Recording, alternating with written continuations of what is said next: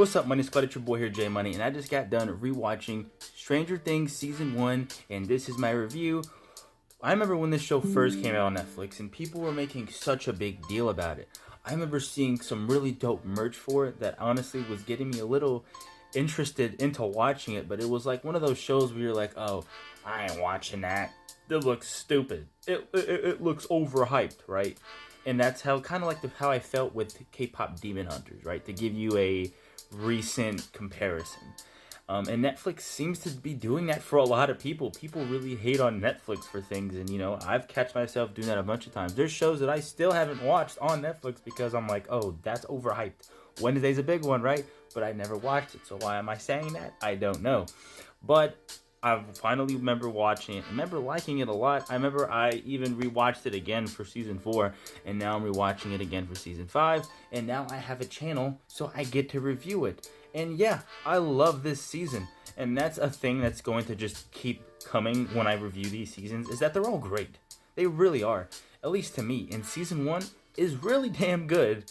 There's a little bit of things here and there, a little bit of nitpicks, like, that are just tiny little plot holes, or certain things that they just kind of leave out for certain scenes, little things that they just don't bring up again. But that's just little basic things.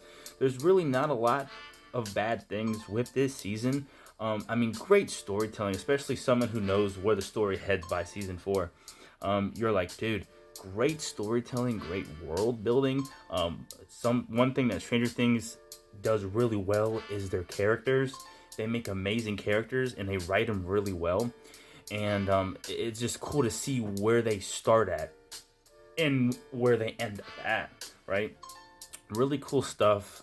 A character that really pops out to me the most, and this is how I felt when I first watched it, was Hopper. I thought Hopper was really cool. That cool cop vibe. Him just wanting to help and do the right thing, and him not giving up. And very cool character, and really he was my favorite one from that season. Obviously, the more I watched, the more I'm like, Steve was really never that much of a bad guy, where he really did care about Nancy, and that's something that I really, understand. And then, you really build that love for him as a character, and I know I did for sure. And it was really cool seeing Eleven do all her things too, obviously, and just the boys being nerdy. I love that. But great season, and I can't wait to get to the next ones. Like I said, I love this show. I know it gets a lot of heat, mostly for people who don't watch it.